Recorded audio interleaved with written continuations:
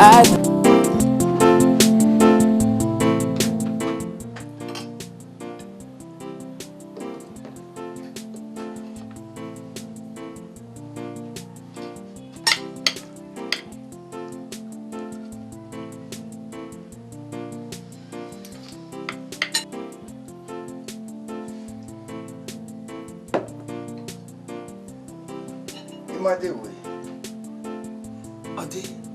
le va comment?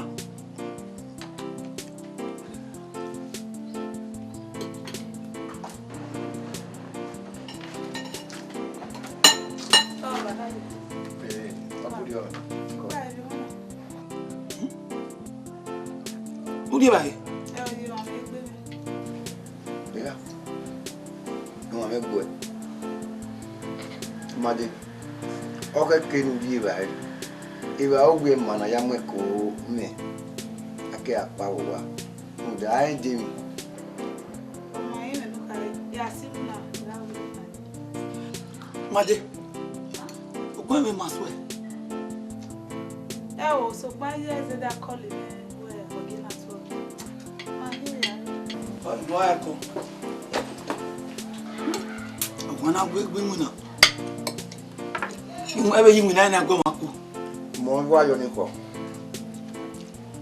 teno wa go ya ko igbo mo na nwina o bo mo na ri ni na ka na go mo na nwina ga yi nwina go mako na ka o ya ko de mo ri obani a obi mo ya ko we ni kete kewere wuje gbe mo na nwina la yi ba e se ti talo ni yen ya mi o mi ya ko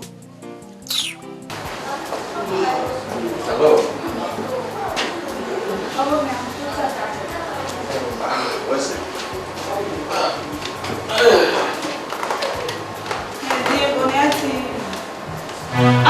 Where? What office is it? Come on, there. You see, though here we disturb you all this while. If your fight can mean what will make just that, give me the chance, okay? The privilege. Yeah, expressive feelings. Hey, who may have one cancer? Oh, you know better, my way, money, women, come on, yeah. That's not the issue. Each time my mind keeps telling me, women, you know where. Oh, my baby. And besides, I think they didn't want to do this well. Come on, baby. Oh, what am I? What are they, my way? Eh? Good. Again, we are the let us scenario. But But what? I'll do the security men. Wow, I said we go here. Let him be. Let him go. If you want me to go.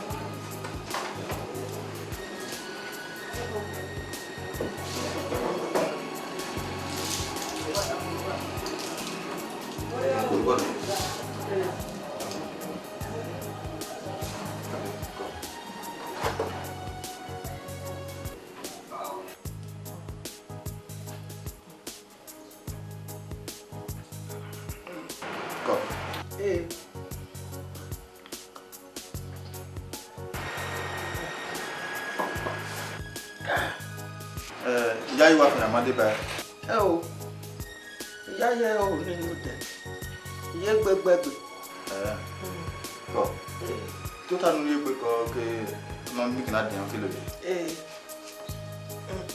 ko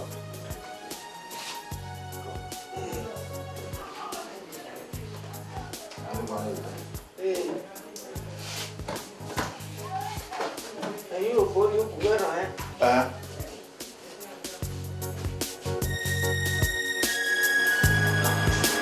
Not limit by.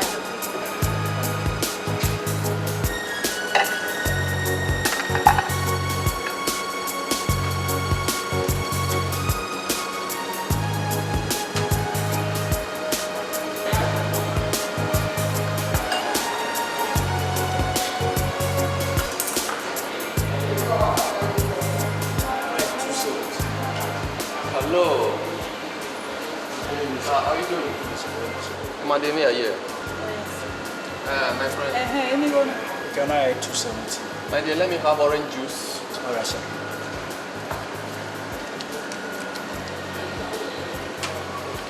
Alright, fried meat.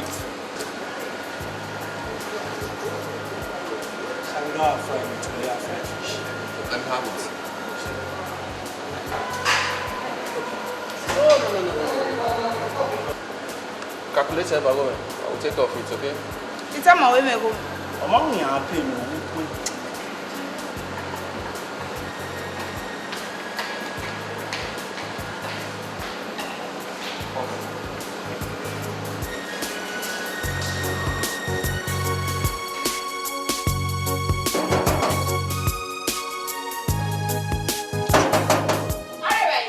Benin. Bewa. Papa. La ineme Tina. Tina. Yeah, you get it. No problem. Mauji. Oji. La wo lao. Get hamame wo oji no disturb us in any made. La we hamame. When what? Point of correction, I think disturb he went one. So when we? Matter. Mama hear you. Let it go.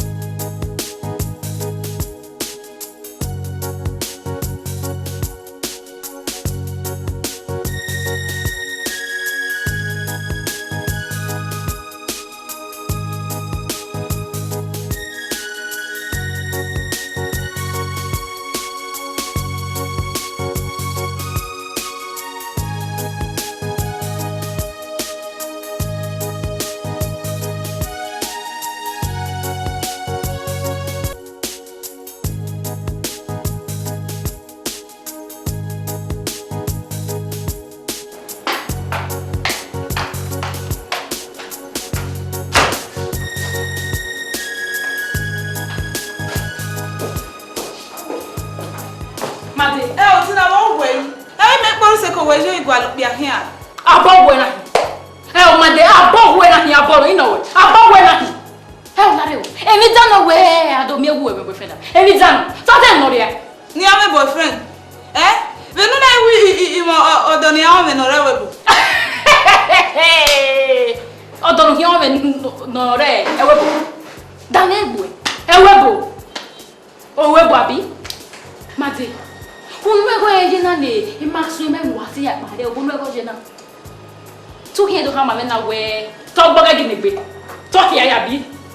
We will never need Biaget. We will never need Biaget, Abby. Hey, every Mahama way. Egging out my dinner, I don't know where a max make a body with all my way. We have a relationship. Eh, what was said? They don't want to water. Oh, you know what's 1 year and we are working on my neck, Bena. Eh? In nine. Shishi. And didn't not come as a legal or marry me. So what can I do that way? Or say where he? Or say where he do that? And 130 was 130. Omania, Made. Woman, I never did away. already know that here they were my Maxwell, Mahaman. Yagelewe mu women were ya with me. Or sit stay where dog bag and matty where. Where they were. Any day I am out now. Where? Oh, they are not going to wear more money. Every 2 minutes I see. Dog will say. They are seen a good. Lade with Mahama way. Yeah, you come out. If you say this or Sevania Berunda, you wear a Maxwell Sayo. What? He might want to double dating your Maxwell. You understand? Just that he won't need this backup. It's backup. Who need it? Yes. What my baby? What my baby? Men again. I have them plenty.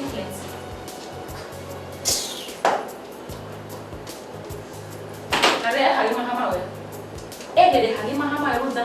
Now say well. Halima Hamawe Ruda. I will not be there. That's it. That's no way.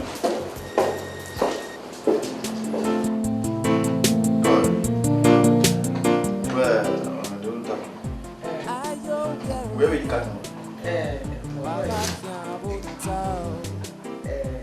Ni oni tama wena. O wa se gbe. O pe anu ya ye yo.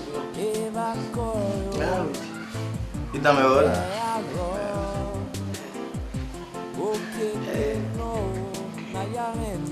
Mo wa nye gbe bi o. What am I? Tama wena. Iwe nu zi egbe zewo ogbe. Lori memi na soto, na tama won. Rebi ama no kavie. Ama de no gbakwe. Me kion makiane. Okeke nu esi ekenu kede. Ore odigbe de so na bi o. Na mi omo wo ka ton. Ya na mo yo kinde. Odigbe enya ke original. Why you understand what? When I have been, you may way. Umay you want to sit down, the my when you down and I'm aware what you be and dopa. How we good at dinner, Mamma? They work at all now. Na mi ebena. Egbo na agio deke ni ma ni nyegbe bi oyi ma. Mi nu ya gwa ni. Mi eme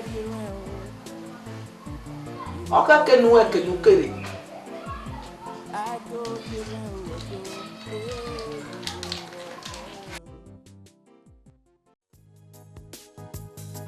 Yagelewe mu women were ya with me. Or sit stay where dog bag and matty where. Where they were. Two here to come and where. Talk about it. Talk here, Yabi. We will never be Yaje. Won't never be Yaje Abi. Hey, every Mahama way. I get out my dinner. I don't know where the Maxwell care of what they will do. Hey, what do you want to say?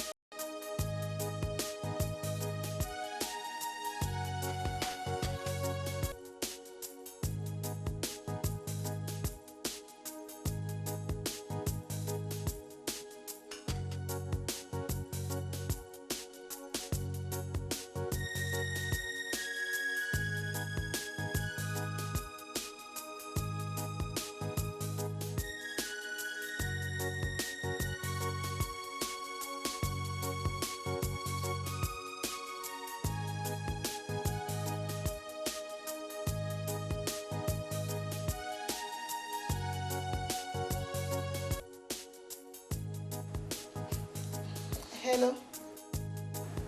Hello, Aminta. Oh, yes, see.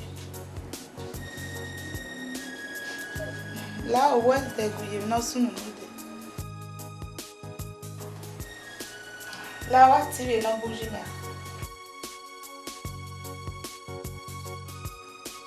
Come on, take it. 0 0.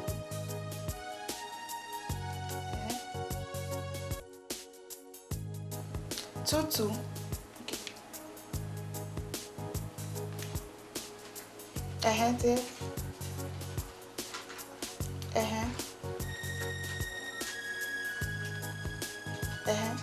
Okay, 25.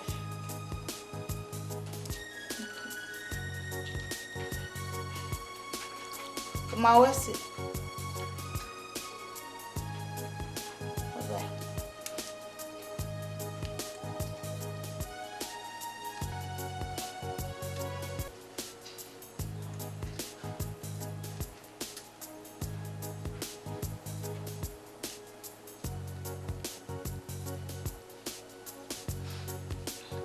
Hello.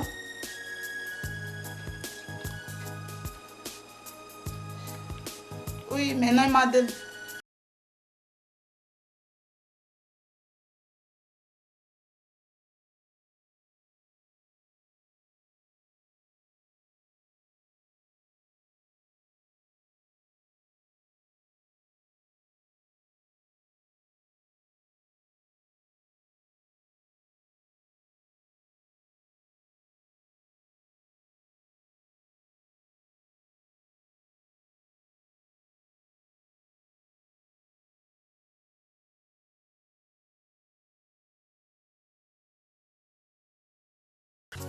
Enjoy your meal, okay?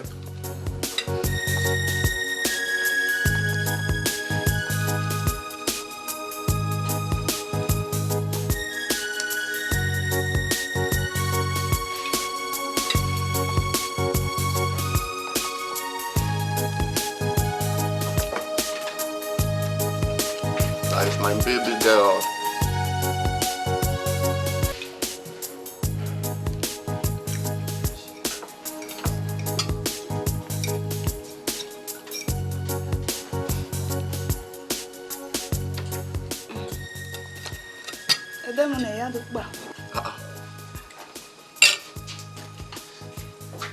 So soon?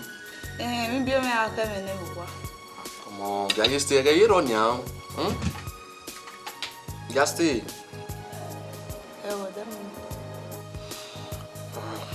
You say so? Dege makanya me gbenia. Ija e ma be wo gba rosi. We ga even me ya need to wear. We me only me am every minute. Ma. Wa kan aye be yakwo. Yakwo. Ile rogba. Ya rowa. Okay. You got to be yakwo. Really? You got really aye baby. Wow! That's my baby girl. Waiter! Waiter! Sir. How much is my bill? 1,800, sir. 1,800.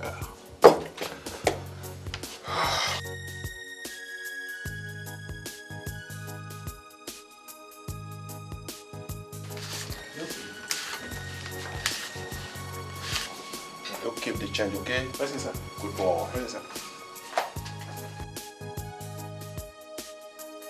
Baby, shall we? That's my baby girl.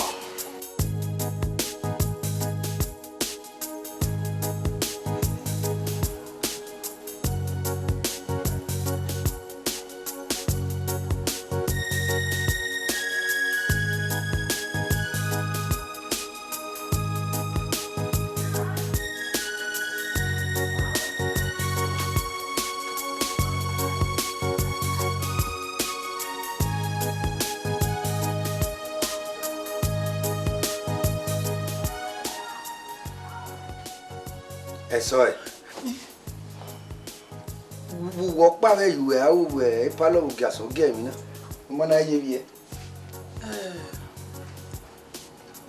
Hey, Martin. Imadi. Reka, mamma, we made my love, I've been a senna. Wait here never before. The young bite here, see. Mamma, Mamma, come. Made. On our way up power. Ah? Oh, why, Jane and I'm your way again? Now we are lawa. Gas or game, you know, do ya lawa. But I got a party, no one organizing the workers. No, na your party no one wa organize the workers already. Who tell one of you akpa? You go carry the. Why do you want me? Madi. Ge na ga ka ge ga kiki. E de ni ga we gbe mi o mi o sun pon na. Oni owo. Nu po geva. E de ni wa we gbe ye gbere mi na do lawa. Ya ka ma won wi mo ira no bi o.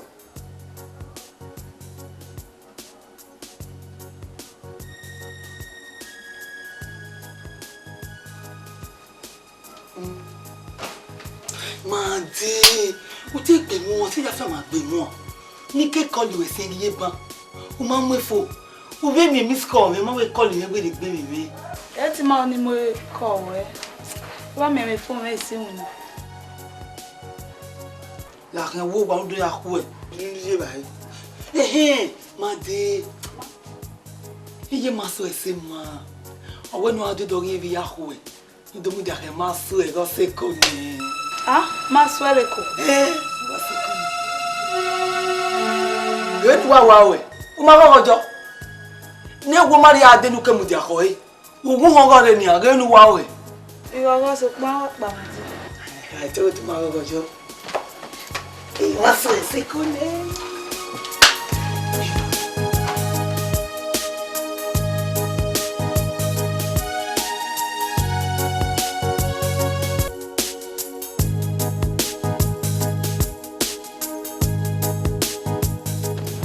Koi. O que é mesmo? Coio. E baba o. Mete wifi a do receive me. Why the politics? Olele governor la dianse. Mete wo rere nu we be do ahe oyi mu pa be zonde. Coio. We ma is there come ma we. Surprise. We do surprise wa. We get bon era mala ke be surprise be. Ki me to bi me. Wa ku ni. E to ni ke bo do. Yo Saturn ro ni wa gina so. O we. Ono yin su me support. Ona ni vere rere ni mi a o. Wa be si ame. Jaju me be kun we ba se. Wa go. Foto no we fiore we pofti. Yo gbe so. Ime check it with me. But so ya wa be ge we ni polo kiri ara ni gba na wa be afefe ma. Ah, kagbe ma. Agba obe viral e. Oh wow ye. O mi me writing go e. God. Ya ye trip we ge. Yeah, it was nice. It was successful.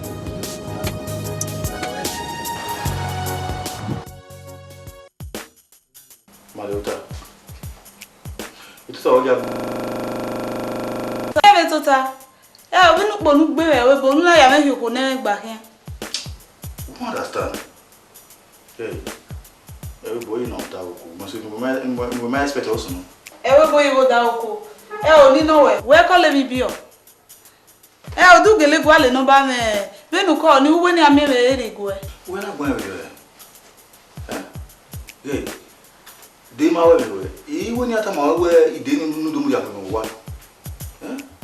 O ni ma ta. E do pa gbe o bo ni mo o. Do pa gbe we bo nu we me. Ai ga we nu ke we nu re na. Ihe ka ma we wi mo do ne. E ga ni wi ko ma ga ya mi akoka. We can understand. Yeah. You can say things well. Yeah? Okay. All this while, I really missed you. Put up that one.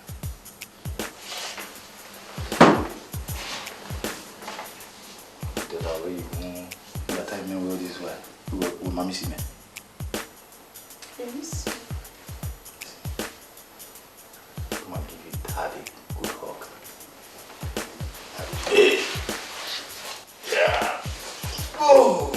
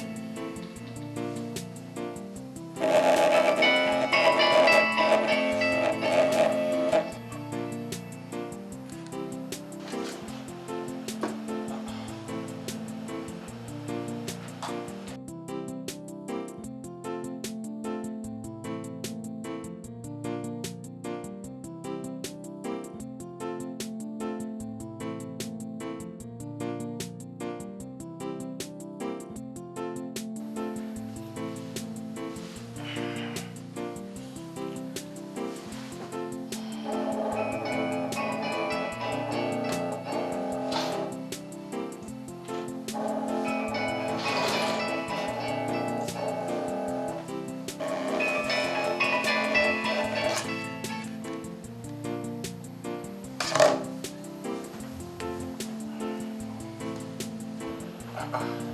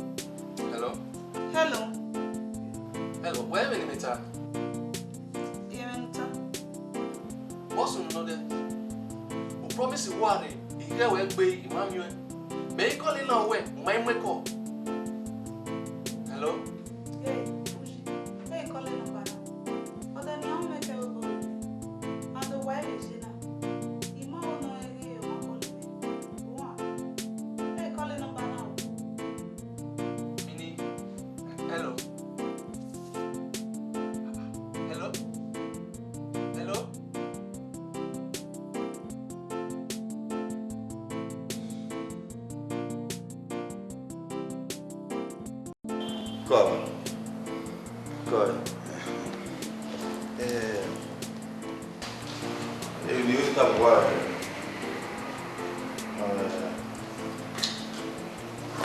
Yeah, what I said, I will go. What do you want? I will go. I'm not going to so, Papa, Master, when you buy you will engage Ugele Mwe. Then I walk over. Where they ne otasere on a we and wigby, no down west. My Oba, Suma. I mean, I'll go in. Oh, Ugo, Bonaze, Bahalu, Aze, Badi. Akakabo Baukutu. Aze, Bosela, Agbi na making a bad equip. Na making a research. A damn woman, a holy, Madame Blume. We paid that's a Monaco. Tell him a vera. A Bopamela Panadere. I want. A combine, yeah. So my name, I tell you, Bessie, Maswell. Then we're giving me Conan while we give him an idea. With my way out of you, when I wear Zoluka Ukino. But then I read it, when my baby and okay, my yake told with the government. So I have gone. I'm not going. Only local, they not those sun and morning.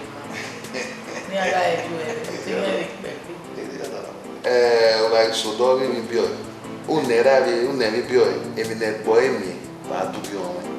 A me che na era ya mo gbe wa. Lo sa.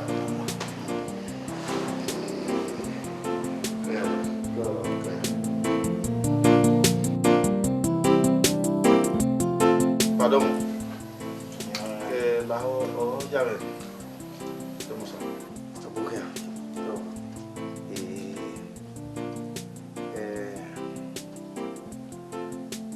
Imade. Sa. Ya yu heme no kai. Yo baba. Bo je bu ni won. Ikoyo baba. Ukoyo.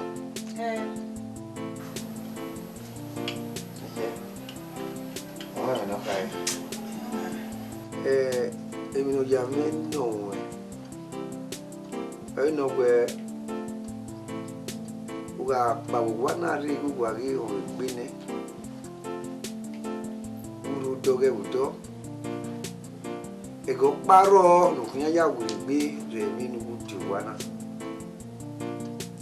O ya me no we ukoyo ya. Baba, ikoyo. Maswe. Sa. Ko be nu yala o wi managati o ma si emi oyi. Ko se aba. Ko. Nu we tami mana.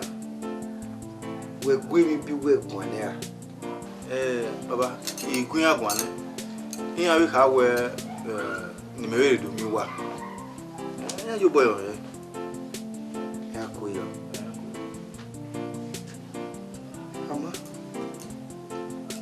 Bogo me. Mami je. Mami go par ma ya gbodan no ma kekeji mi o pa. No wa ri wo go ki bi mana be dag mo.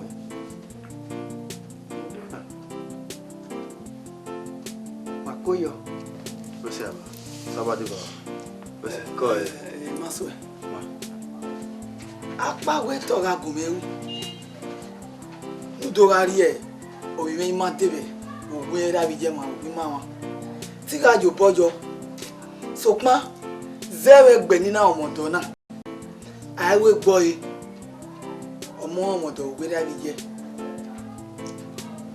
eni ga ri mi awe no la o nu yo besi ya mu emi awe won won gba ifa mi na wa na ka wa kan mi gbe na geje agugwa wa me gbe ni no go make na agwe mi mana gba oni we te ni di ma we si ya o nu kai o me maso de nu wa bu nu wa me wuri na ka tuki o me baba ben ma ma o zola nu ka be ukino de e ma tin ma fi se di date ma duwa mi brother o ma me nu wa tai baba ira we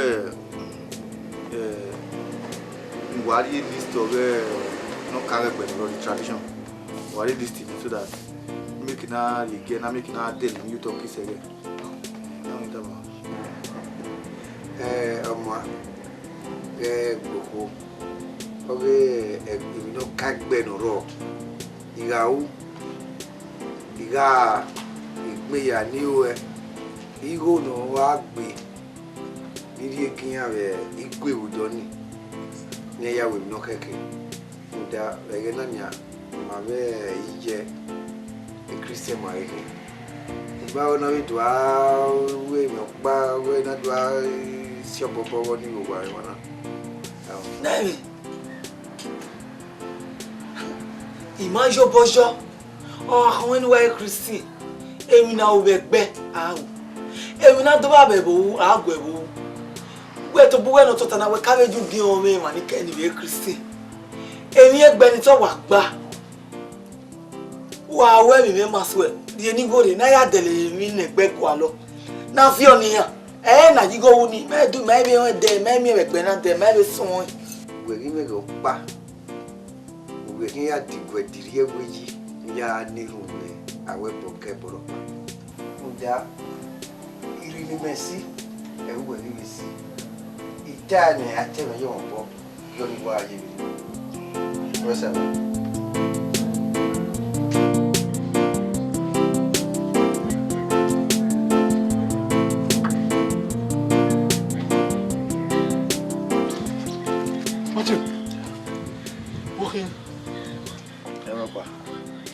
Every ropa, you and I now, Majo.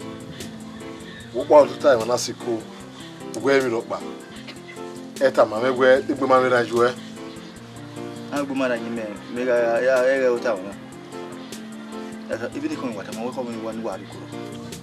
Matthew, who's your recoro? Somebody well done, God forbid. Can you better? What's no know what we said on me where or dinner can I recall? But I'm aware. On me, on me, Kay, Kutuadi. That I'm aware, and you'll be in Wajam. Age where? Atama. Atama, where we cut on an we cut on. Eh, okay. You may be time where the young one or you not be where. Matama, or you let me.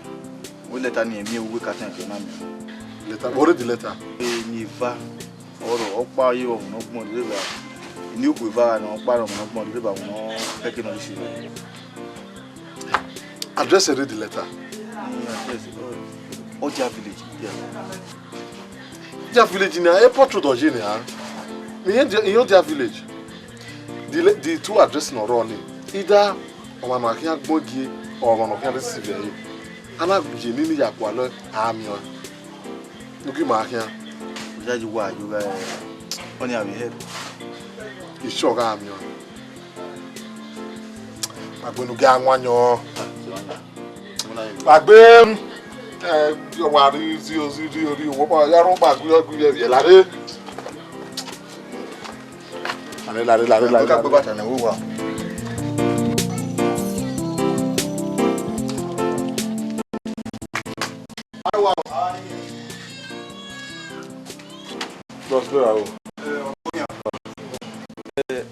La matinée, vous menez à Bonifo.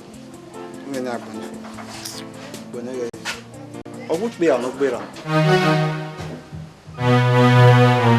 Et on voit mal. Ya y a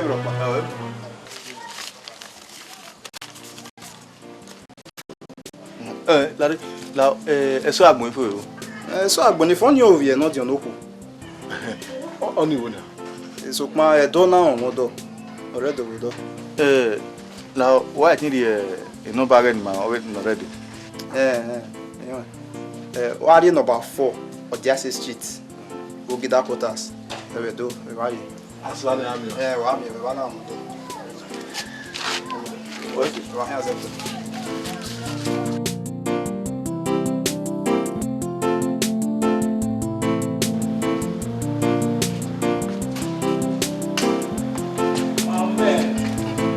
happy now.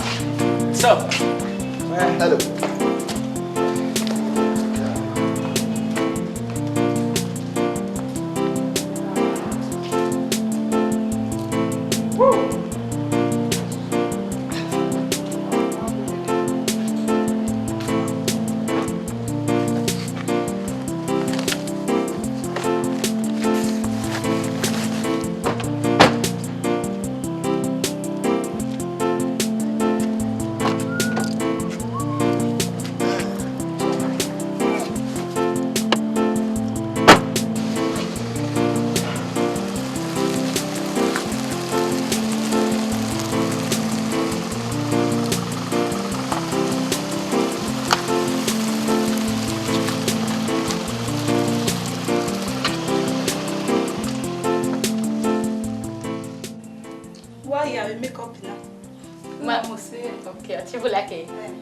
Say, you know, say today na your day, so you go supposed to shakara na you know everything. You supposed to find brother. Oh, no mama say we dey marriage or go ni amen or amen. We mo say Okay. Allergy. Hello. Ide memu gbefo. Okay, here you are, ma.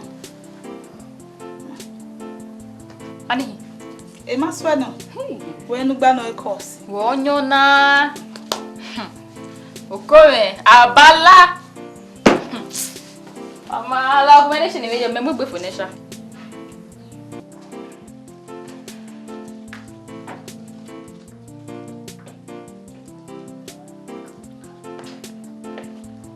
Driver, Ma, wọ́n máa pín mọ́tò náà kí agbálẹ̀ mi lélẹ̀. ma ká pẹ́ ṣé mẹ́kẹ́lẹ́ kan náà gbé wọn. Ete wo wọ́n láì. Kọ́ ọtí máa sọ ẹ̀ àbí Máa máa sọ ẹ̀. wọ́n ti máa sọ ẹ̀ máa máa sọ ẹ̀. Ẹ lọ́mọ mi kọ́ ọ máa àrùn ìfagilé wa mi wà gbọ́n náà o. Mọ́tà la ẹgbẹ́ o. Wọ ẹ̀sọ́ àgbọ̀n nífò. Ẹ̀sọ́ àgbọ̀n nífò. Yes, mẹ́nà. Lẹ́tà rẹ̀ wọ́n gẹ̀ du àgbà yìí.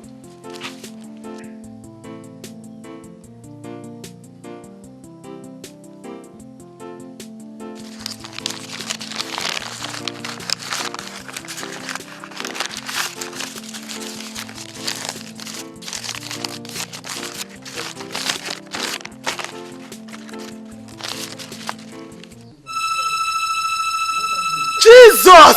Madam. Ije igwa fo! Ije!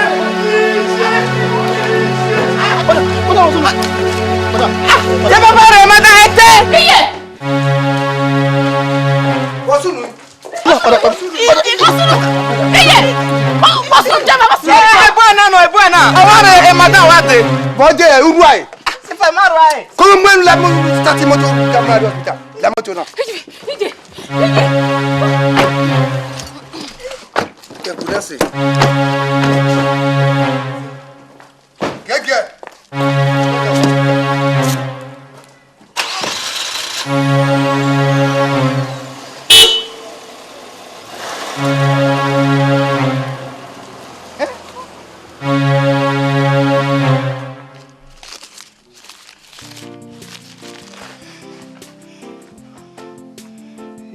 Today's your first day, man.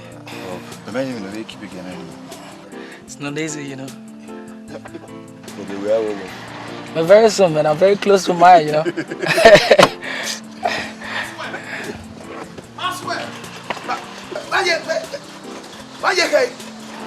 He called upon a windy or we move for the Tie pastor we 5 minutes here ni ma o call off the marriage.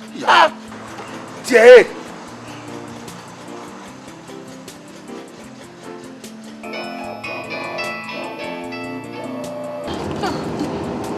Hello. Ube ye. Bokai. You me wa ko baba na. Where? My road there Memorial Hospital. The hospital on here. Hospital what? Hospital. Okay, it's the Baba the Hospital, what hospital? Baba the way the Baba. What's happening? But let's move. Let's move. Hospital. Fast.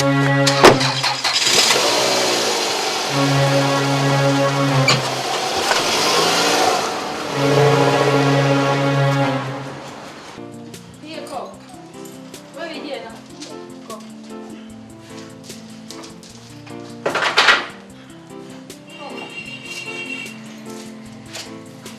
Quiet.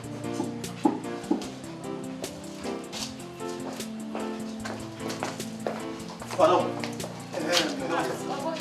If I wasn't, Baby, ni here say the one in you. Papa, right now, as I'm talking to you, there's fire on the mountain. The pastor went in 5 minutes time. Oh my God, he can't cancel the wedding. Hey! They go to video. The man and the wedding, you party, man. I'll be married or not? Okay, wait. No. In that case, let's go.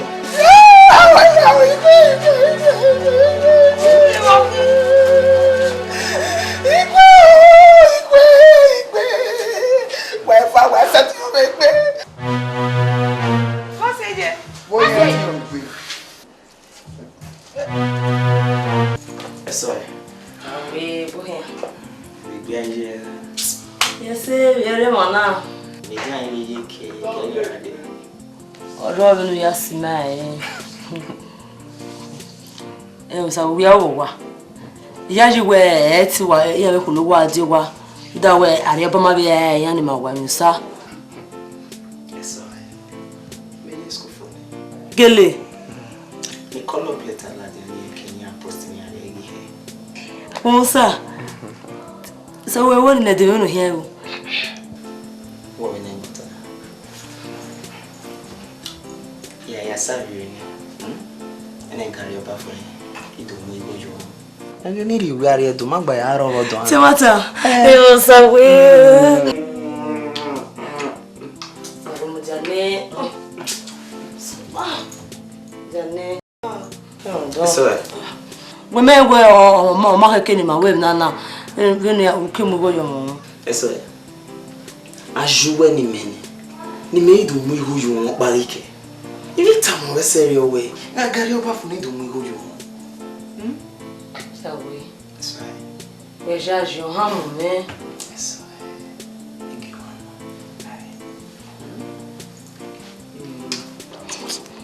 ça oui mo diane ori me ma mu ma wo ka wa zin be kede rade we ge wa zin gbe fu na we mo go jo mo ne ma ke wa so eso ça oui nu ba ti we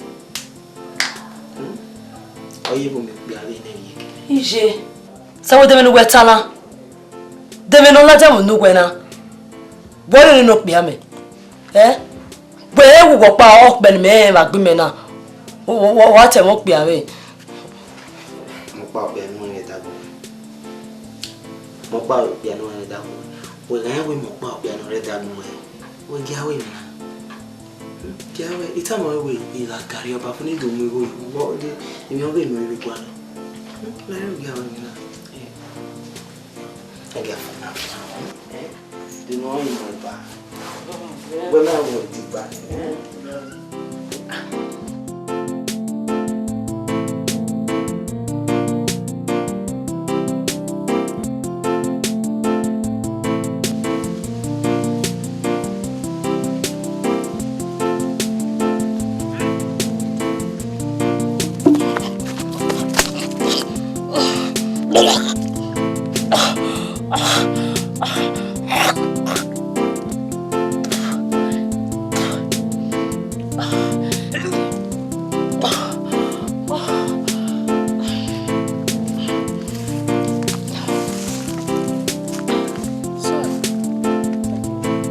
Sunu wa we ma o wa ri so lo pa de iwa bi me dem no sunu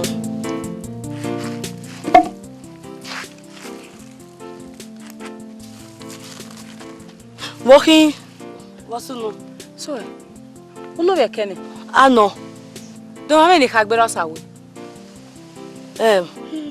wa sunu so nwa mana Timata rudabe no ya nyi na ruko no ma ya nyi ze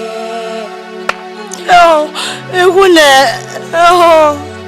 ini tama sawala dere ama itu bala dere ama ti je le agba gbere wa onise wa wo je me agbere onise ona na vierge na agboya ebe bo na we osawe ga wa no o ma do mu go yo won we kan onise me bege bo wa bo ya ta ma ewu awon o me ke na bo bi bia we onise ehune je me agbere mo ra we nu ga pa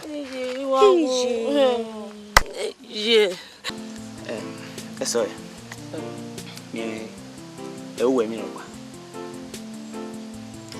sawe gima wa bi omo na ukere ya ti agba ore gbe mi la o eso nwe gbia ni me tana o me yin de ono wo bi pastor mo ekono hu no na boboyo era me uwe mi ri me pastor no o ga on wi mo ekono hu o pe me yo more no nya church ya ga bi on we obi e mo ekono hu bi no me na ri ejuwa o yin ho e bi nwuna wo hin ari gugu me bi ekeni hia na yasa wewe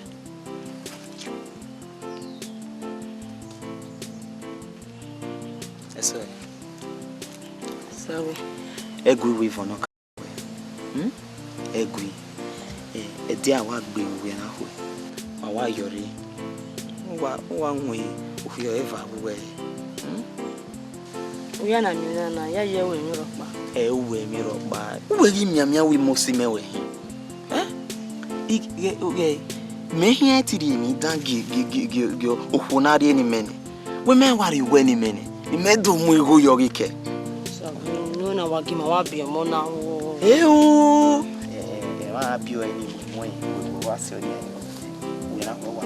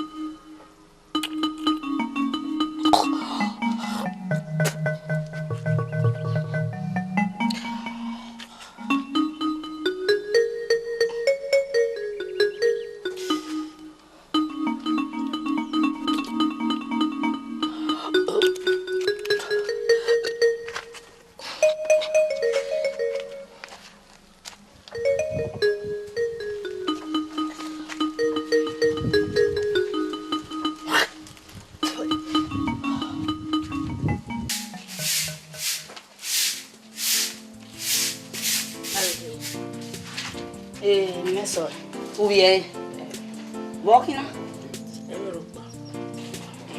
We were. Bole, we are cooking no cane. If you are really so good, you saw one of my agua does exactly. They will give a man a win to tackle me. You can't pay Alabama. Yeah, you and any high. Sorry. Who can wait it up, Papa? Sorry. Walking. Sorry, one way. Ije. Sorry. Wabumere oh. Ije. Wabumere.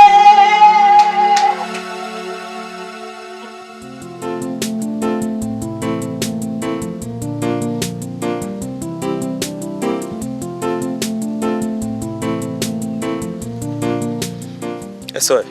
Sawe. Oni rima oni yere va benu tama. Oro.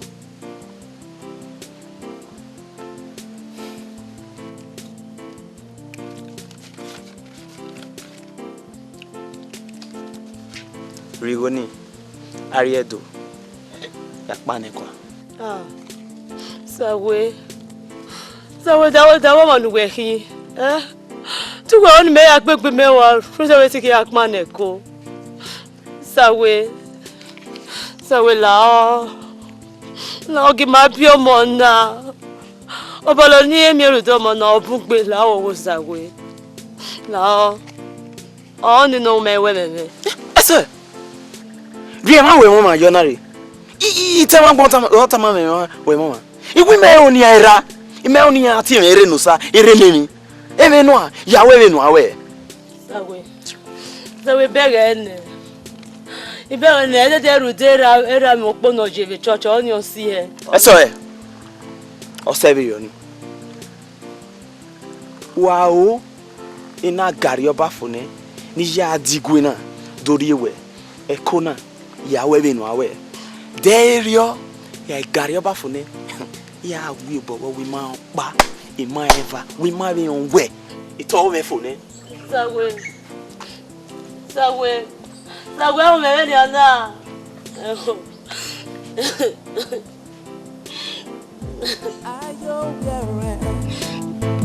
Magakia botao e magona como yo mureo e vacoyo e arro o que no na ya mi na ya con Aidohieren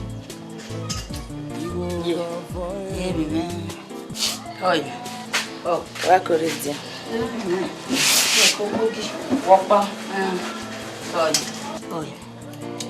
Yeah. Tell me the only time I will. Matter. Where go? Where you only are here to? Yeah, just go for the school. Where do? What are you here? Almost a month no rain cannot be there. You know the way down with you. On that time when you power or one is you do. Or we only boy I didn't know we could do it. What boy I did. We may work in a canny where my even was here. When even me as here. Many mere manania, more pave may know. He won't born where he may go. He may not make even here as one school do now. We are going to we are going to even do a year we go with Twitter. You're going to hear him sing on the name, met to be made as an matter. Osa wave, what can I make one mark better? Okay, if you cannot Latin, retire. We walk up, okay, we worry, mana, what you book or had a been okay. I can make what I meow, I am in Yari. Woman, you are very aware, and I have you. Vanushina.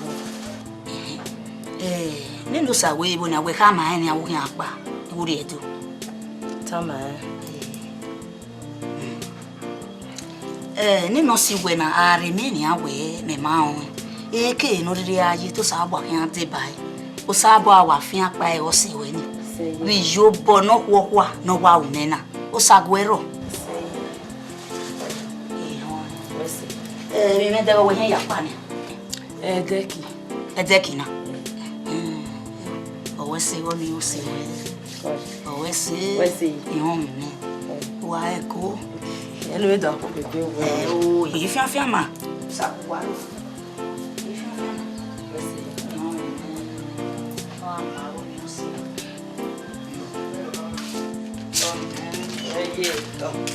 Mamma mi mi roba.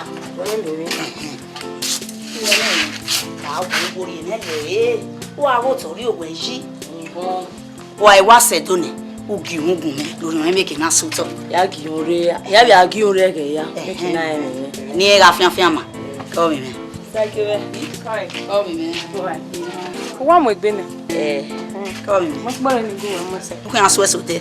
Ni wa so je ya tota. We se me no. We se.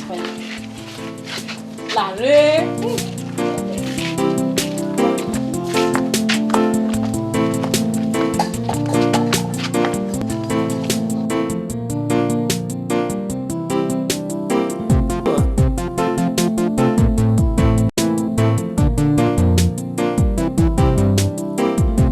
Aidohieren o edo, igo go for you. Aidohieren o, maga kiabota o. Iwe me ya gbona, etomu ijo mure o. Eva go, aro, okeke no. Na yare mi na ya kan Wagije gberie o Be na gbon na je o Wagije gberie o Be na gbon na je o O sapa eke na me la life yembo edo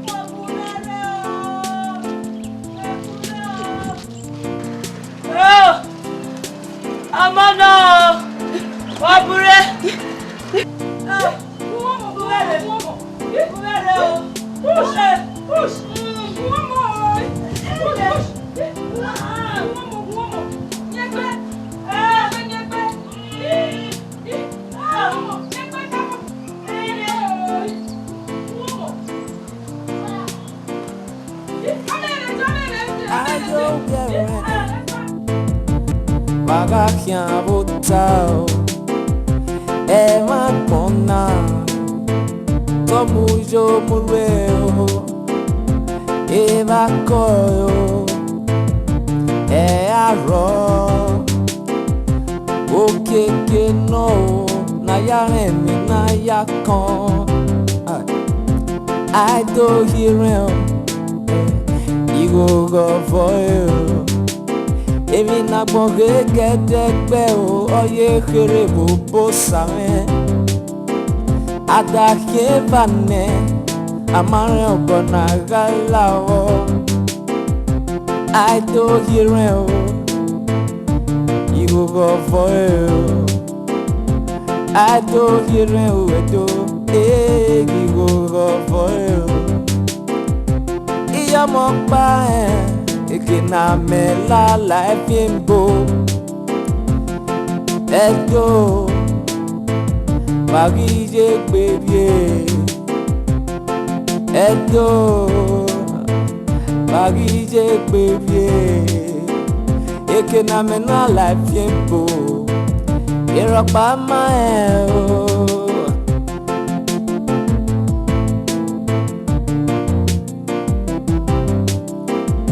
Aidohieren o edo Igo go for you Aidohieren o Baga can't vote out Iwe me yagbona Itomujo mureo Eva ko Aro Okeke no Nayare mi nayakon Bagije gberie o Benagbon na je o Bagije gberie o Benagbon na je o Osapa Ekina me la life yenbo Edo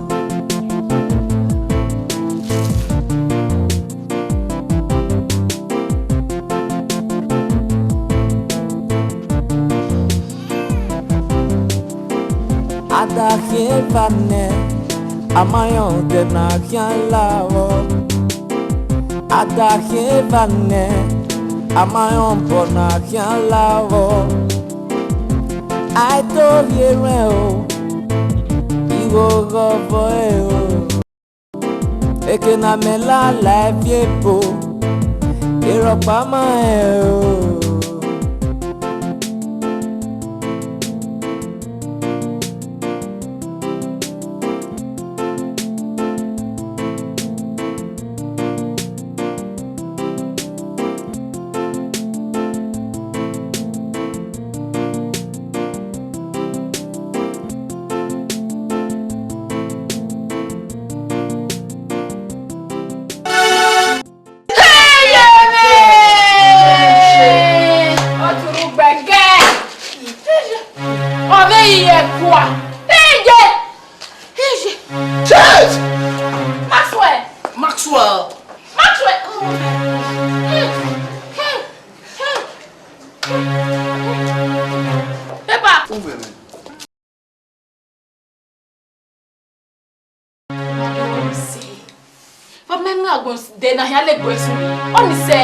It's one of those things.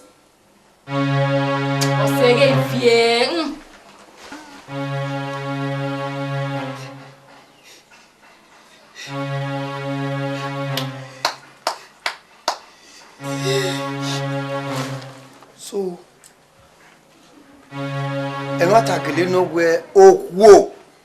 Oh, I'm no cause a mutabo. I saw it.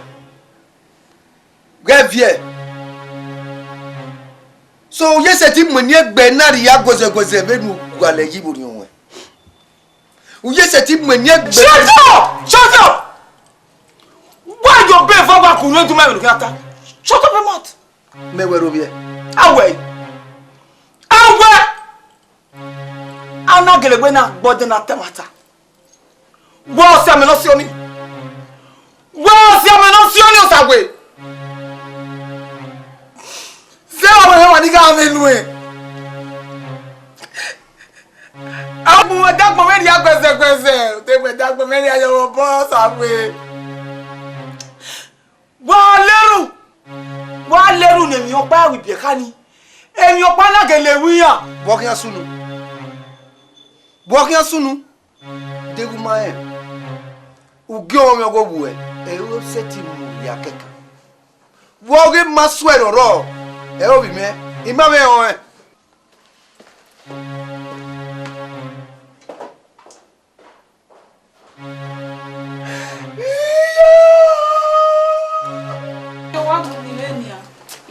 Wana wa this way life Benia. Imagine ayade. Imagine kan ya lari. Danu we ne ma ya ageme. Danu we na wa se me ya ageme. Women ni ma de we ga zo to we no jose. Jawa mi emi na ya no sunu na emi na no aderio. Wa mo ebodo wu ka bi gbomo we me. Made! Kwa vidi made. Iyo ni se gbagbe o get down when iyo ni se. Made. Iyo ni se no abi aso gba. Made ba me agbe na le gbo esun eyi. Iye gi so. Iyo ni se gbagbe.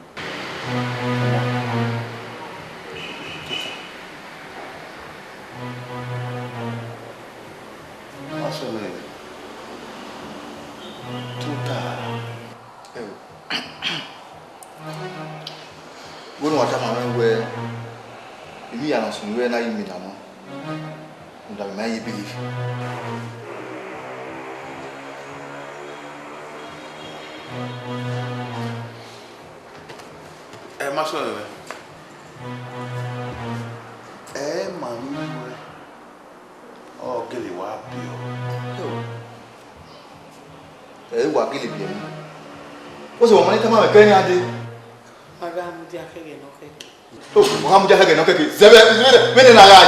Mama, I gave you a zip bag. Mama, we are the bag. It moment, young woman, why? If I today, that happens to be one of my happiest days in life. What was it? Maswell.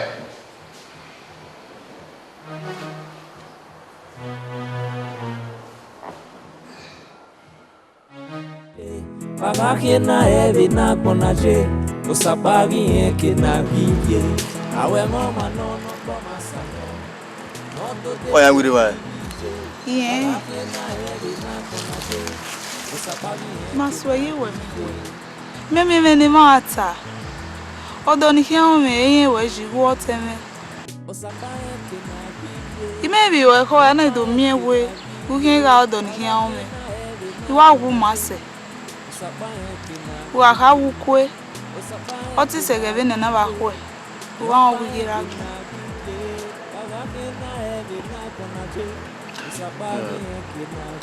You know what? We are leaving this country. Emota.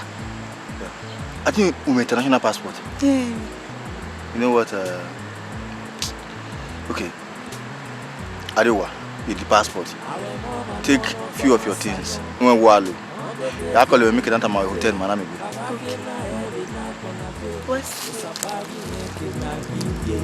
Awe mama no koma sanyo. No do te vie puibije.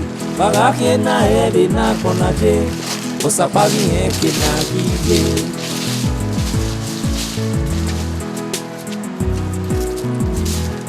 Osapa eke na biye.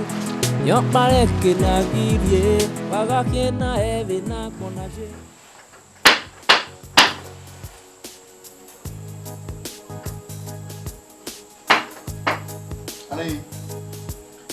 Maxwell, my idea.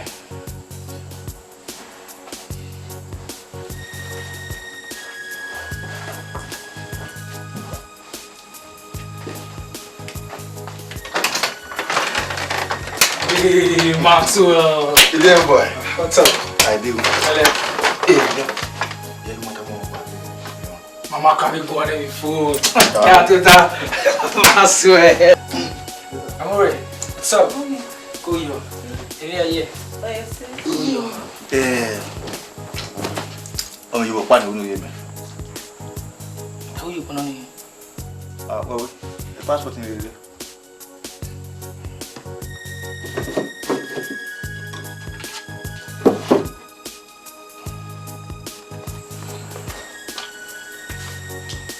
visa, and this is check for 300,000 the London visa. That's no problem now. And in case on a say, just give me a call. I'm gonna have a problem now. So can you please excuse me for just 1 minute? Yeah. Okay.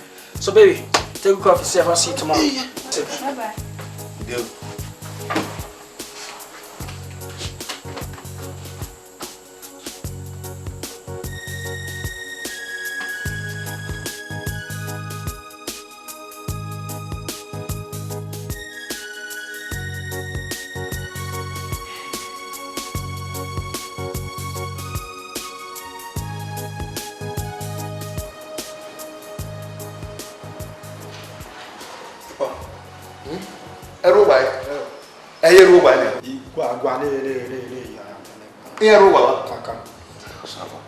Dede no hama le no je. Bogi no iri na. Ah? Hai le fi mo ye bo we do hin wa me ya. Ero wo ya. Ama ya. Di ko pa na ba. Come with it. Which day you say you see my day last? Okay, now the day welcome before yesterday. Now I'm seeing us. Day before yesterday. Okay, where you see her? Where she say she did? Madam, you not telling me where in they go. You already talk say make I help and buy them for mood for Mama and Sarah and before I come out, don't disappear. Even the mood they inside house, make I bring her come. They come out, they go. Okay, thank you, sir. Thank you, sir. Hey, dikino wana iwa no iwa ye umutamuna. Name. I babe call Mr. Digbojiri. Na no adego rodo. Adego ekpa ikinori. Onwe we wa bitana. Mate we go doni.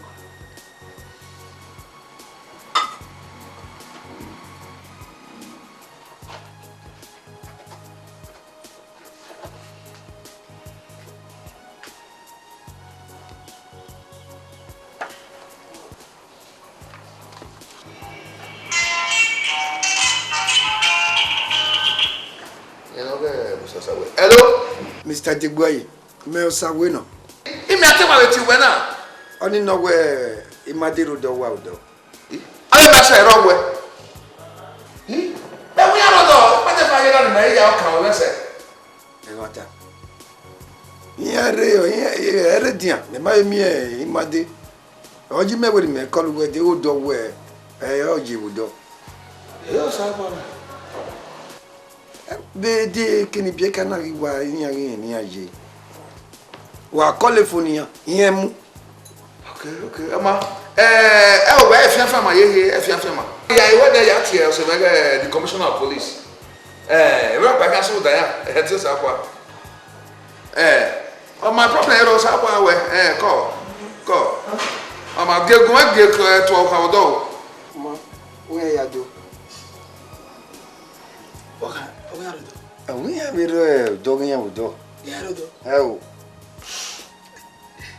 you can't hear Wagina, and I call you with food. You might take baby. And I didn't have ye. We are calling police commissioner. No, come away, boys, any wabok in a guania villa.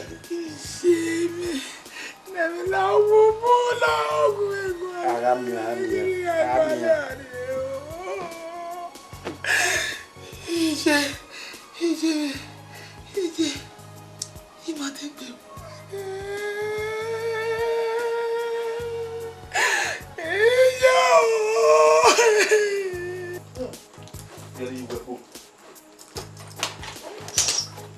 my brother. What's it? A power away. A better go guy. Where are friends for? So, then the taxi will go there. So, me, I will let me one. So, save Johnny, eh? Take care. Alright, no problem.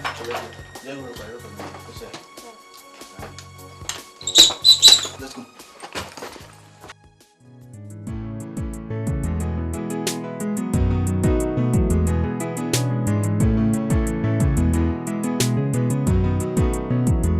Awe mama nono boma sanyo no do te fie puivije pagake na evi na konaje usapagi eke na givie. Awe mama nono boma sanyo no do te fie puivije pagake na evi na konaje usapagi eke na givie.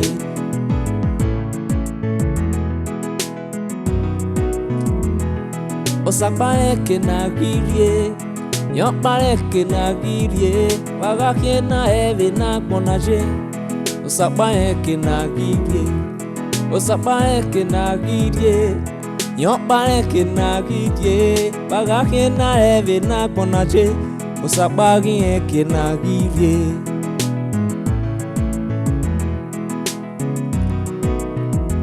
Awe mama nono boma sanyo, no do te fie puivije. Pagake na eve na konaje usapagi eke na givie. Ivije gawe mi odowa me chai ona kion padine pagake na eve na konaje usapagi eke na givie.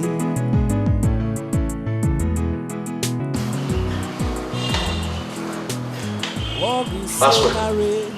Vedi che quel documento il documento quel momento.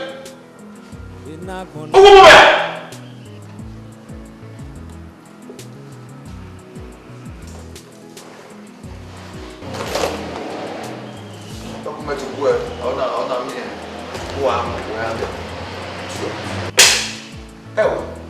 La reo maswe. Uma mo le ma gbe ko. Una mo ma na wa mule. O yera wi gue, o wali o me. What when I walk with no ye? Eh? When you about to pass on, it's not no way. I can't tell you. I tell you, open you only the ah. Yeah, more. Yeah, Kelly, one, yeah, cook it, yeah, Moelia. Lade Olapa. Sir, we don't go with you. I'm here with you. Okay. That's very good. That's good. Mama, why think I'm here?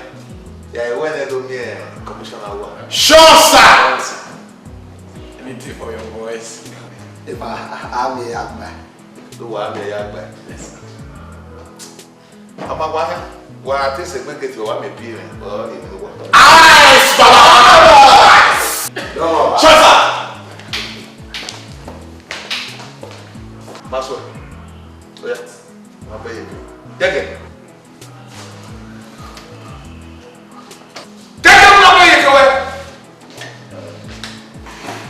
Documents now. Eh? Maybe what? Come on, do that. Tio, the document on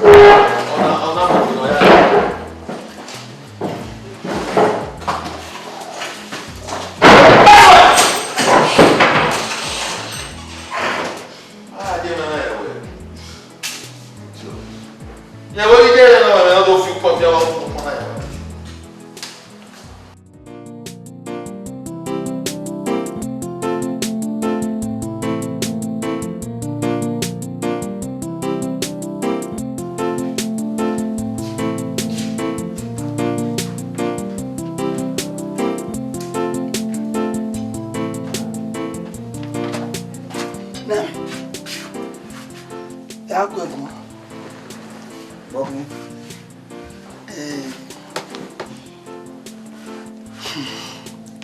No, come ibima no ina we ina na mena we imade agode gba radio ibi o we imaya vien fa ni ke na do ye pio bai ni ma ro wa pa zeve egbo pa ni makini ma me kina asiri opa na we se bi onu we murena wa kan se ti yawo na we na nya we mai kari oge no ka onoro ma kari oge maso we ya iwe ya na ga se ti mi ma ji se mi bien kege na ya di na ya sinya na ka da we we ama no ma mi ati o ma dan o keke ni ma gbowe jo pan na mi no pan kai oge no pa no ro wa kan se ti ya gwa lo anete igitma we on tell la company o agbeni keke ba dress wa yuto ni ma na ete eni keke ba dress no gbe yuto de no re na yo ni gwa lo o ma we no beta na ai geje gbene we se mama yo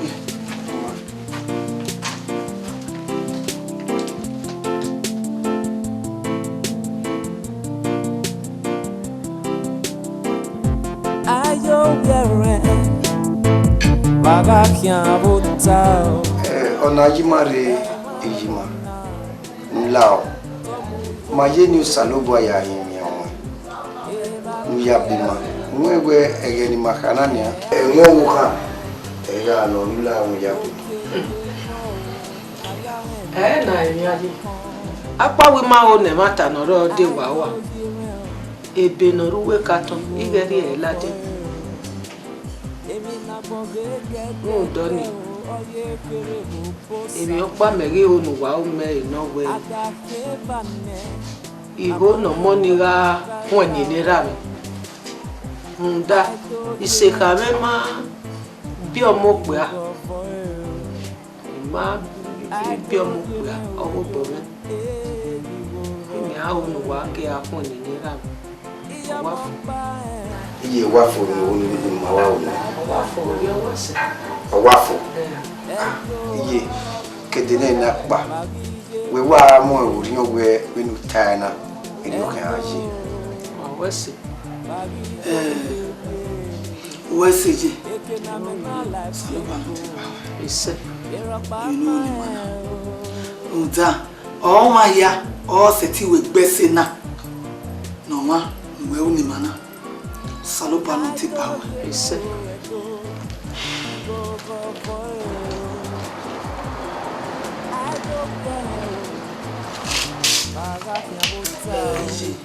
etien awa no totana keti ibe ke etien we omonugwe guma koko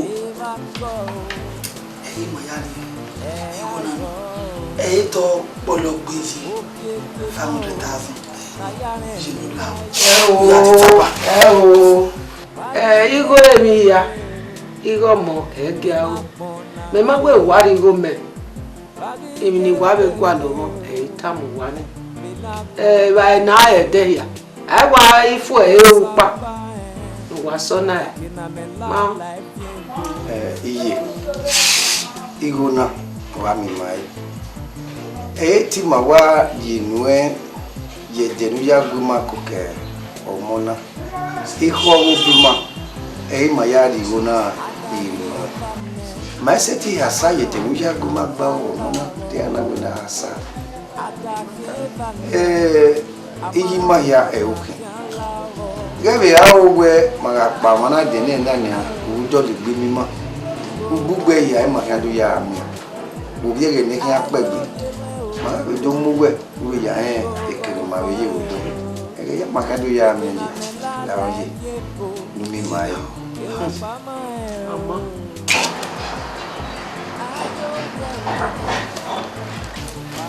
what's it? Oh, I'm only a man in my head. To have him out. Maybe not my mama. Yeah, we can do it. Maybe no man.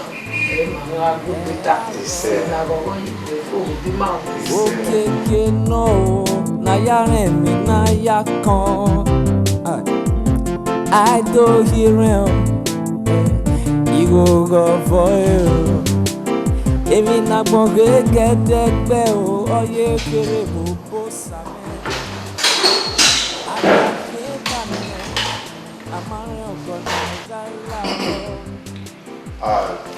You know, video documentation.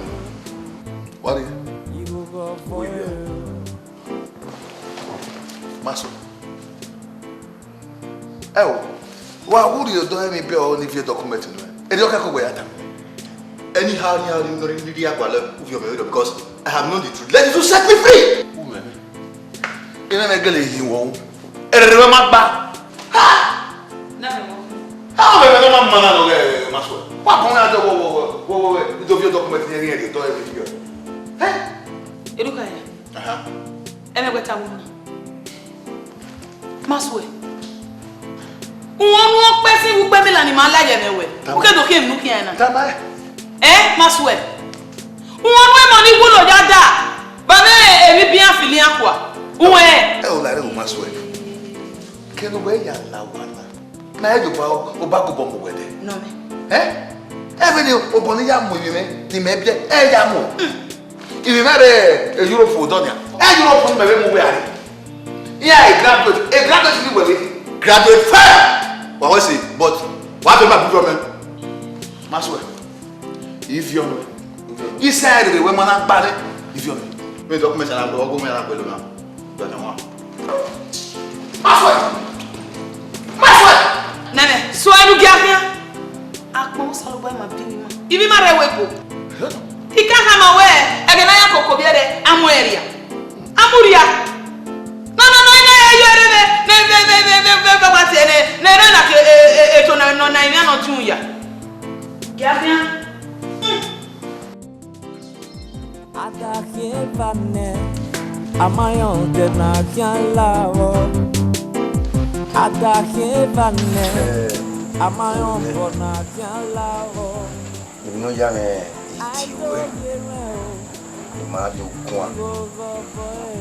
Or nowhere in my home. If we are not soon without being way you are, you were. Every way of 20. Oh, no, I say, do not tag way or Manga Sosia or Naga you. Talk a kinukakaboa not a say. Nine. Egbe no kiri. Oh, you know where ukuli matwena. Toka kena atwe vike ya fefefe na dirila yu. Una do muboya egbe na kiri. Wodi ya ye. Mari una do afiata fialobi. Ivafi olani. Ni ya no gbida ni. You ni tabo egbe imao.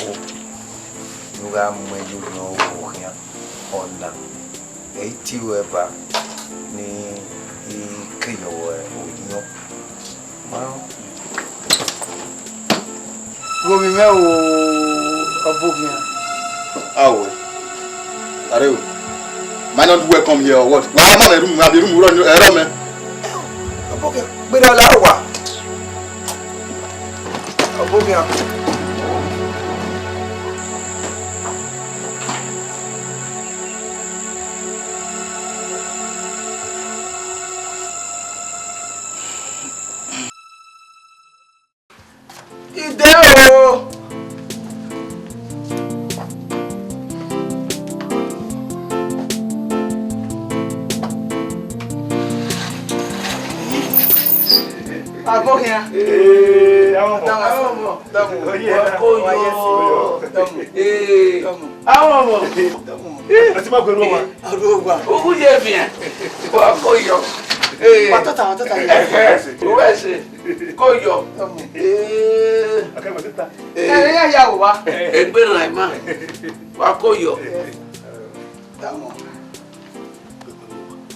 Why is this? What's our boy right here? Moça. Epa, domo.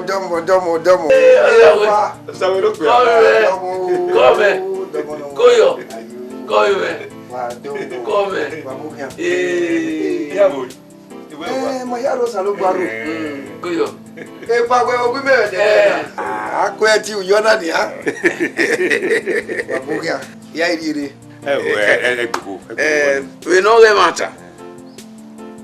Me no ka egbe. Ori omo na le gbe gade.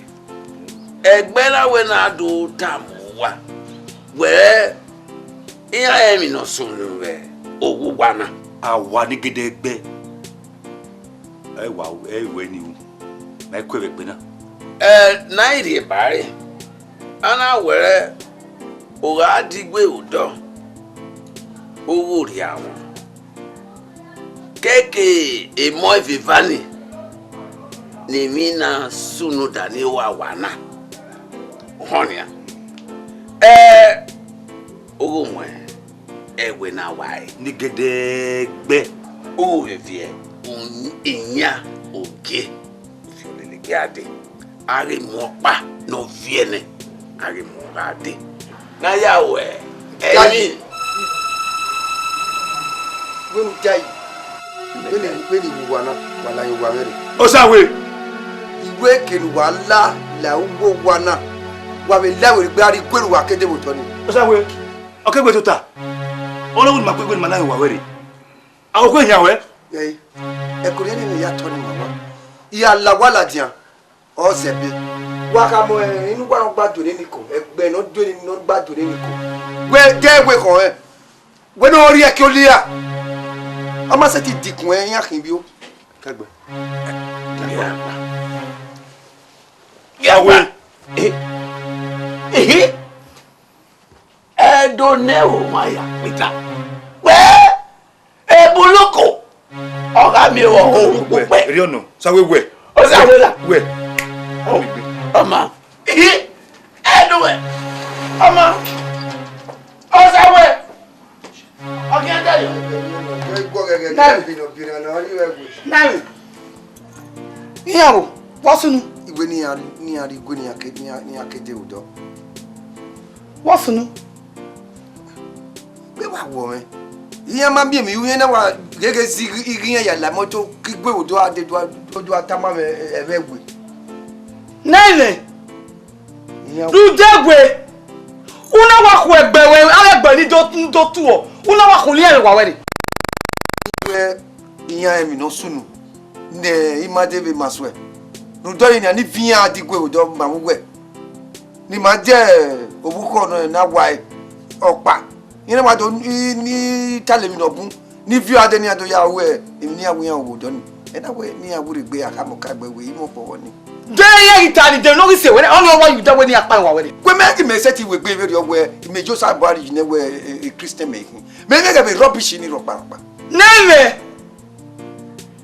ugege Christian we me edo e ma jena le wa se ba o ye do ta e ma ore be no wa we wo ge siza le siza nu wo salobo no salobo we mo e chachu yo me wa mu gbe ni ya wo salobo ti ya su fo be dagun me o ge siza ro yi me ge ni me ni ni siza ama degu we mawu me igawu me do ari akini ya tele ni na wegwe ni aka ni fi okiyan ni awo eru ta mo bieli to try it wa ge ibo ni kama ina ho gbe upa won na re yawe ina nu tani nwegwe ogwodo na ka won ene awa ma imo ere na awute ya si o ga yeke gege ni na arubi imo ere na o jeje umo egbe awa ma ti ni awe jamwe we jamwe nugume ho imo ere na gewe ni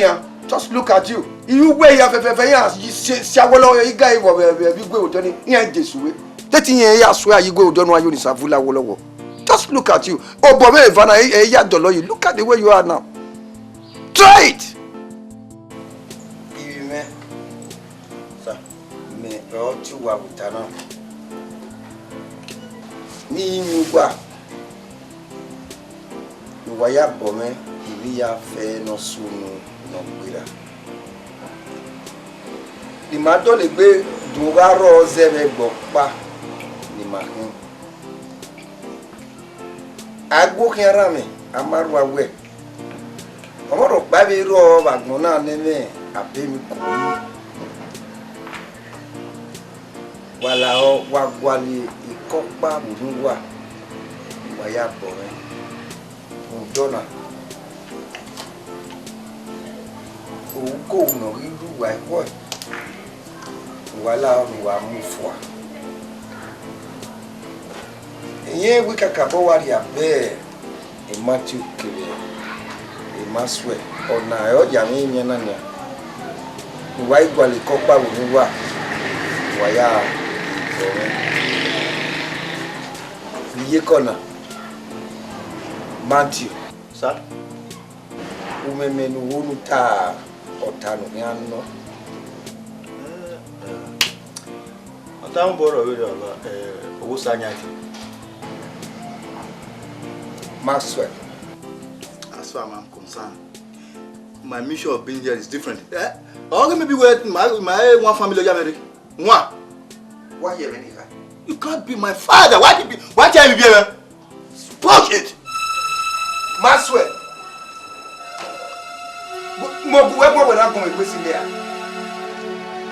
Will you come back here?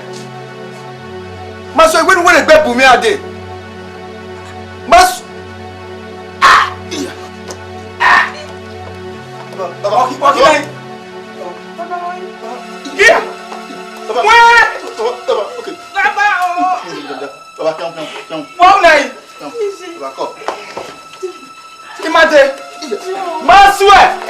Maxwell, don't get her! Maxwell!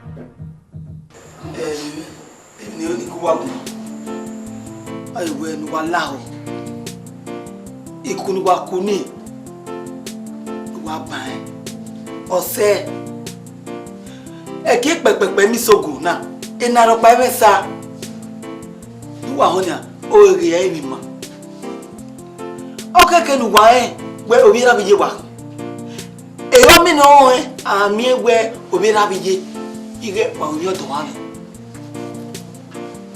duwa ho o ki an bugbe papa na pion, papa na pion, papa na pion. Ah, boki. Ona e wa ki oku gba kere nu kwa. Ekwe mu me. Awo ma ko ba ta ya ma mi me. Du wa honya. Ami ne ge ma pan. No na e wa ki oku gba kere na ni a. Adobo mi we aga e we e church e majo.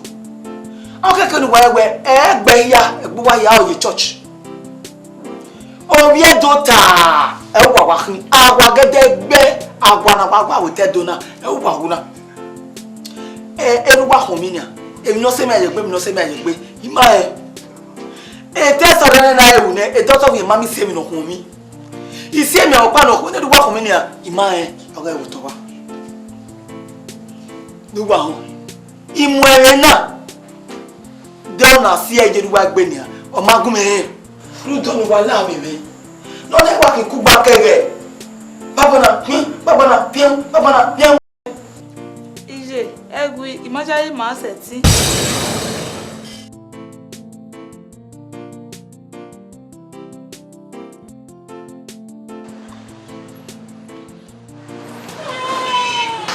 Maswe awe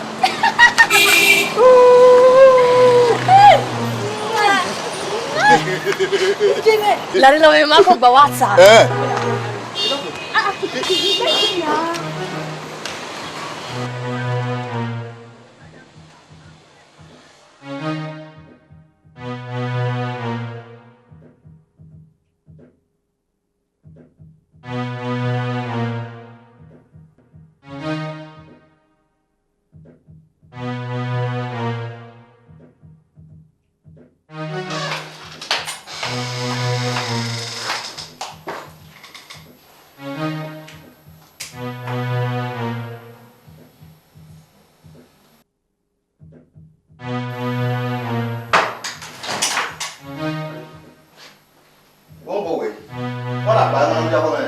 Boze hina pa.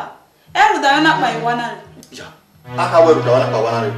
Ebo how you take you out. Why? No. The man understand where you go by. Oh, you go understand. Ugwe uga kiss one of your girlfriend. We Osekeka, just my casual friend guy. I know now. Gele do bege. If you no see any man call you. Mother, we're not going there. Hey, you can work on. Fine. I will be my banana. Casual friend. In fact, that is the normal way my to me with my husband. I have to go by me with them. Oh, yeah. That's the reason that we apply. The truth of the matter is that. How can you understand that there's no way I can cheat on you? Huh? Maswe. You may trust you. One wa moment. Madi. No, we're not going there. How many go? Okay. Fine. It's like you are doubting me now. Guy, can you know where I am? Not really, I believe where I'm truly and purely in love with you. Just tell me I'll do it. Mama, well, get away me. You and my own marriage. Oh, marriage? Don't. On your partner. I will need to say, you and my visa again.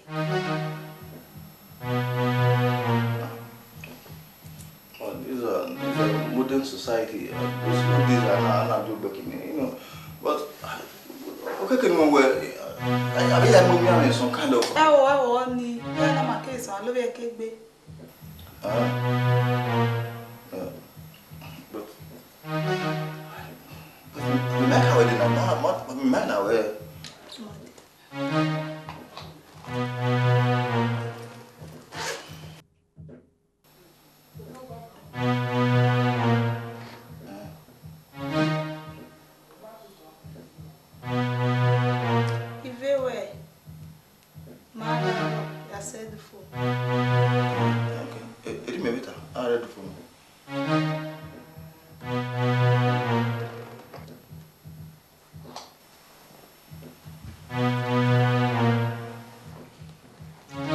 Are you happy now? Come on, give me a hug.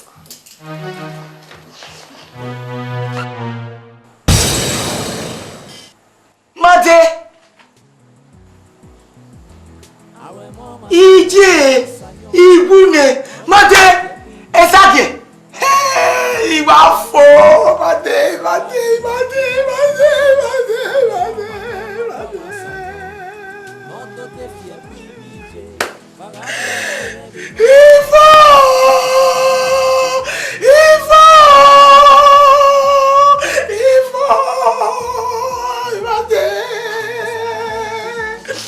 Masue!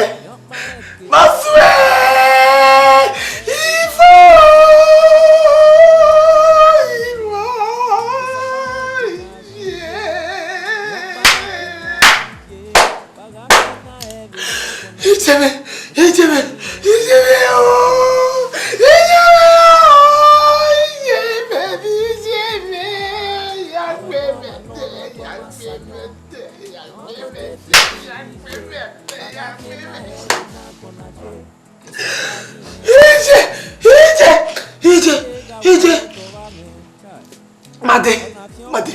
Oh, Utane. Masue. Emata.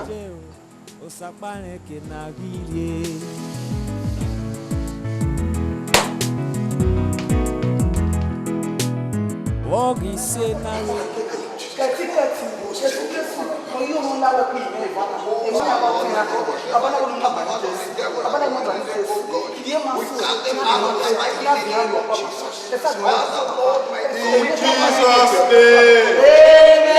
In Jesus' name. Amen. Baba o me pome. Oke ma o rapa mi uro me. Enu mi ave pe. Ge pome me la de ye oke ma oba. In Jesus' name. Amen. Abani Baba, Iwe Vala Karaweni. Baba, Uta Serio. Bebe Matthew. Uwe Hiyon. Ubi Hiyon. Uwe ni ma sopo. Wake ni ma. Uwe ni ma no. Uwari ni ma. Baba ma redo sopo ni anuke ni ma. Baba ma redo no ni a laho kwen ni ma. Ke sagen ni aveni gbe iwe fana baba do je ti we korewa amen baba do yo we korewa amen kesu no hono la we pibe ke fana no jiyan do kien odorame beni anate oten baba do je sagen we yawa baba we destroy it in the name of Jesus amen baba kiyan everything yake in Jesus' name. Amen. Amen. Amen. Brother Master, congratulations. Samuel Fane. Sister Emade, congratulations. Usalobwa me wife Fane. Yes. Ebaba. Ite awahin. Wa odowale. Yes.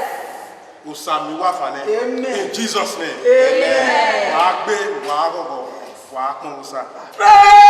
the Lord. Hallelujah. Master Jesus. Hallelujah. Pastor, we go Sawesi. Biarewa. Usami wafane. Sawesi. We go Sakwano.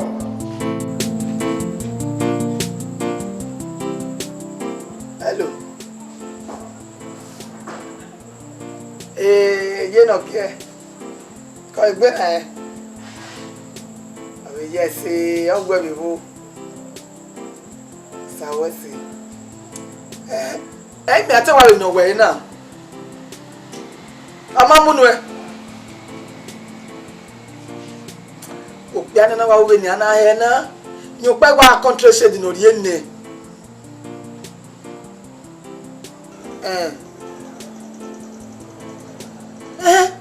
Yene Susuka 70,000 nene. When we get 20,000 can I buy? My video. Yeah, I walk when my way back here. Okay. You don't get. We are do. Oh, yeah. You don't get. E condition baba wa to ayo. Ya ke ba o ma e. Ya ke we wo gba na e ni. Egbe me. Ah? E te sọ̀rọ̀ na e we jo to mi ma mi opa no fún mi. Ise mi opa no we ni ama e. Jimmy, ya ke be to na e ni. Ya be to na e ma sa lo bo. Mate! Mate! Mate!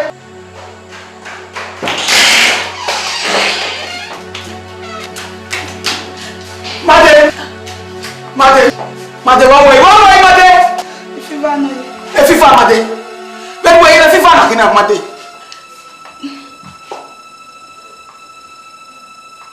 Mate! Everywhere, man. Mate! Mate! Tu vas y mener Mate, I'm not going. Eh, vous m'avez massou, I'm not going, Mate! Mate, I'm not going. You know ye. Hey, Mate, be one! Mate, baby! Mate! Mate! Oh, you are so bad!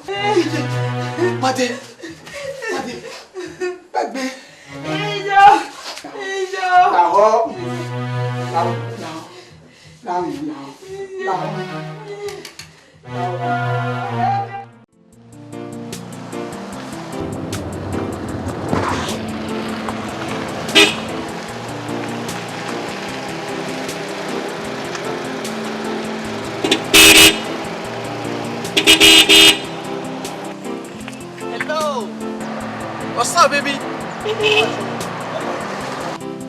What's up? Oh my goodness.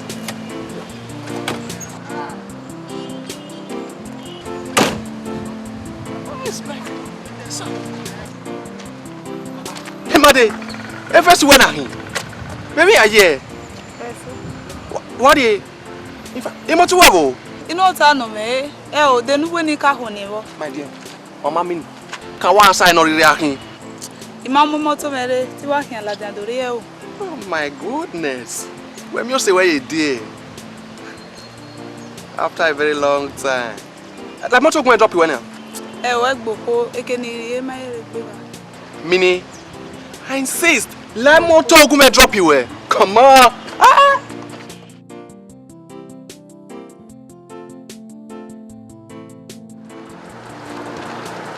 Oh my goodness. Baby.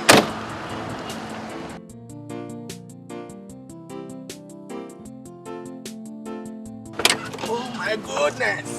Ah, baby. Oh my God. Baby. Me akamu weti me mu yeru ana kege ni adewe. O stanu dazila o. Ki mawe ge na ye ya mbegi gbe. Anu sana gele we. La ni se. Wa yi ala moto we na gbere ma se ke nu egwa na mu metore. Eze de talo me oyeye. Mini, imagwea. Magwi. So my dear, ogezo because kege ni ade mi emu we wa yiri me go. Understand? So really me mi we na ni a. Oh, to wait Toria. Come on, baby, come on.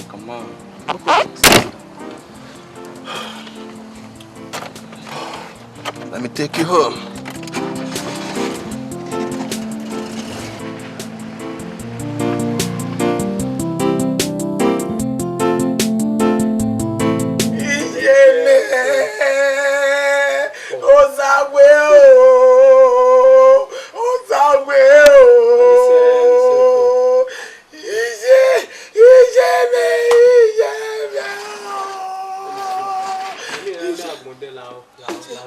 Iye ba sunu waki.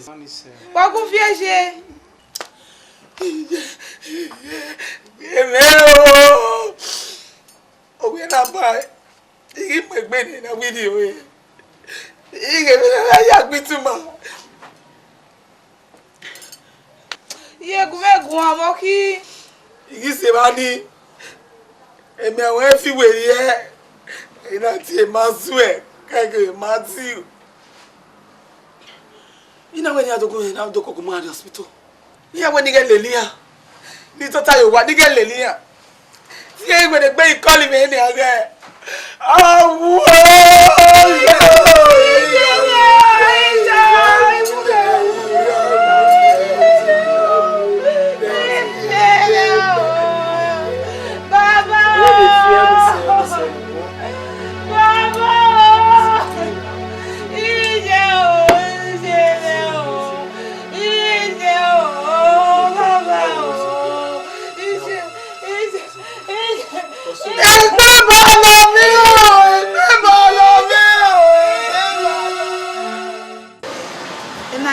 Sunu. Titi o ade ma. Nibo we. Nwe ipe gbo yen runda. Ma wote. Ori e ma me wo meme. Ina fi eke gbo e runda 10 minutes.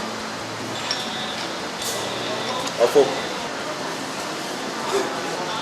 Even with Tyson, obi ma yiro. Come on. Don't want no phone now we not going. See me no way. Don't want no baby ku. Ero now. Who me and no way. Me have you where do we are me. Yes, I'm serious. To start with, to prove my love for you, Madi.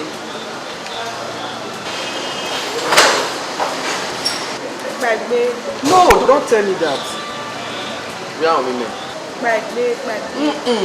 Bin women I may know we are women. We are women. We are women. Oh my God. Madam, we are women. My God. Master.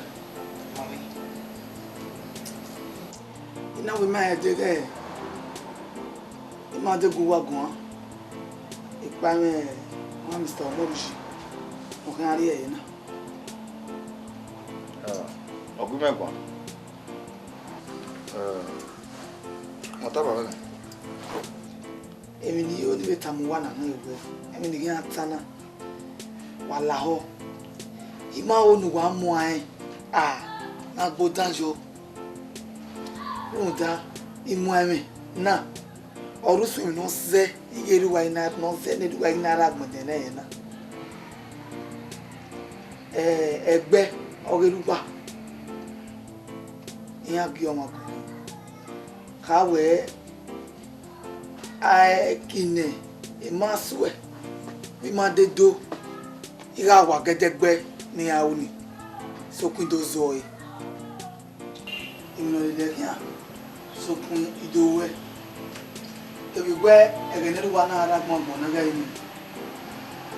Iwo ku egbe. Ito gbe gbon iru na. Okun ya la ja wa e. Papa na ni. Èmi ni abu daire na. Ya to bo me dele ni. Ifi akhia. Ìyàwó. Ruda. Dege ta wo ewege ni igbo iteruwa ya ara gbon de na. Ruda ti ma de kin agive omodo na. Ima ona do mi ewe e no sunu wa zewe. No do sunu wa zekoko. Ruda imu ame na. Oruso ino magiru wato. Osawe. He only when he have me. Now we are making us so. Where you way. We are making up with your own work, baby. 8 you up, allow. You were men who you agree. You didn't know why you are. Maybe you out the bell. Worry master. Master, very good. Bro, really be about it. I was saying, Salopano Tipawa. Yeah. Let me have a good work one. You know, the way in Yakba with the way you my behavior, it's not going to pass until that nature. But I didn't have where I are resuming or sending. Most of my personal documents here. So I was thinking that no lady or go back most of my documents are well. I wouldn't tell you. Yeah, go here. Yajo was saying, Yajo. I'm with Yahoo. When I do a camera again, or Lani, but I'm not worrying. When I quite worry about being here, I'm your new moon. Always. And now, Collie, look at my mother, don't make nothing with him. No problem. As well, I call him.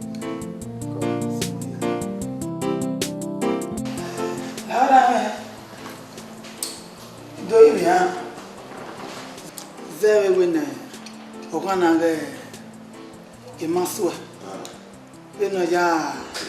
Even though I will let it be an occurrence. Yeah, boy. Oh, no. We see. Oh, my time on my way here. Oh, no. So, what? Every tell the idea, Mahana. Oh, it time I really want money. Never give them my way. I cannot move that and that. I must want to tell. I to tell. No. They you bag of one can I allow one. If you may, there would a weapon, every muscle. A Europe dog, every muscle.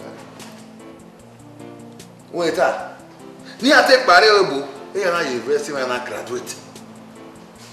They graduate in a muscle.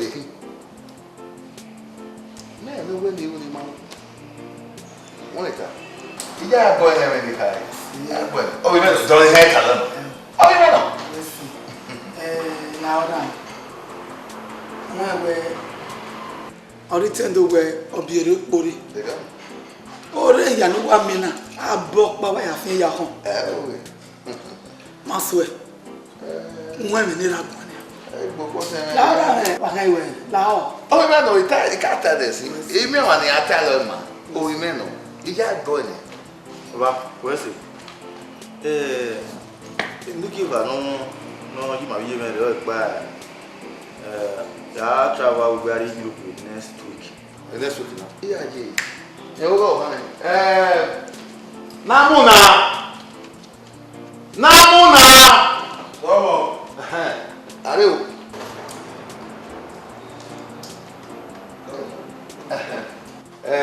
What are you going? It was drop no rope you on. It draw the road to see it. Wa me ke document ye wo. Wa see it wa me e popa. Ye wa ka bot. Mo ye get. La ara me na we ya le asifana go we o ime no ko ge imade. O kan du gi on me. On ye. O po mo ko pa ni me imade.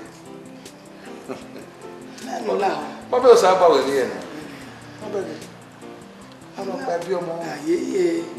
Na ni we go e ka de ala de ya ri re. Iyo nu we bo kan gun e bi are wa buta. E ran pa mo egbo.